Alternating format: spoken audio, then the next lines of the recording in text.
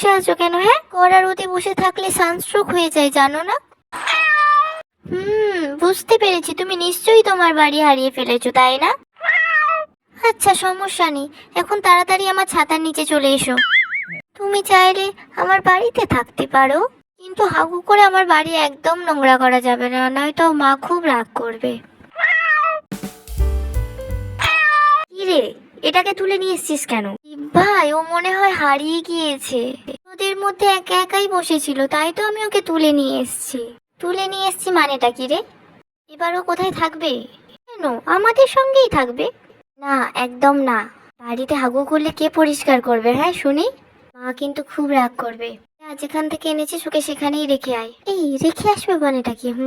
এই রোদের মধ্যে যদি আমি ওকে বাইরে রেখে আসি, তাহলে ওর মা আমাকে বকবে না? তাহলে এখন কেন ওর মা খুঁজছে না? উফ, আমি বললাম না ও রাস্তা হারিয়ে ফেলেছে। এখন ওকে আমি আমার সঙ্গেই রাখবো। যা ইচ্ছে তাই কর, মা কিছু বললে কিন্তু আমি জানি না। আমাকে কিছু জানতে হবে না, আমি ওকে লুকিয়ে রাখবো, মা জানতেই পারবে না। ভাইকে আমি ম্যানেজ করে ফেলেছি, শুধু মাকে নিয়ে একটু সমস্যা। আমি কিন্তু ভুলেও মায়ের সামনে যেও না, তাহলে কিন্তু তোমাকে বাইরে রেখে আসবে।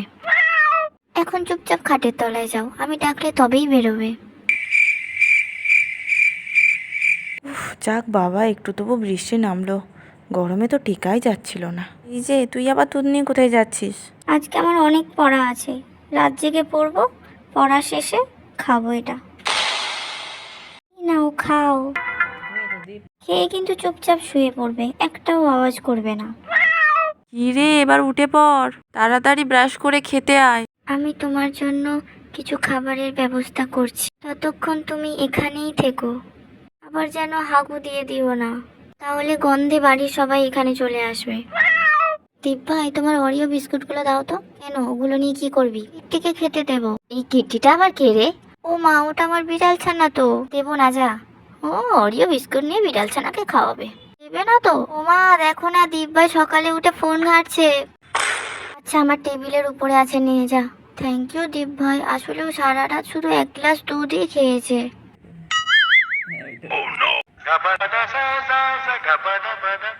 এই বাড়ির মধ্যে কে বিড়াল নিয়ে এসছে রে? উমা, আমি।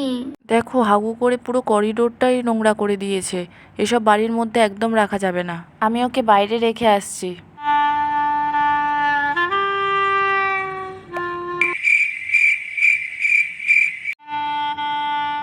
বেবু, এবার চলে আয়, একটু খেয়ে নে বাবা।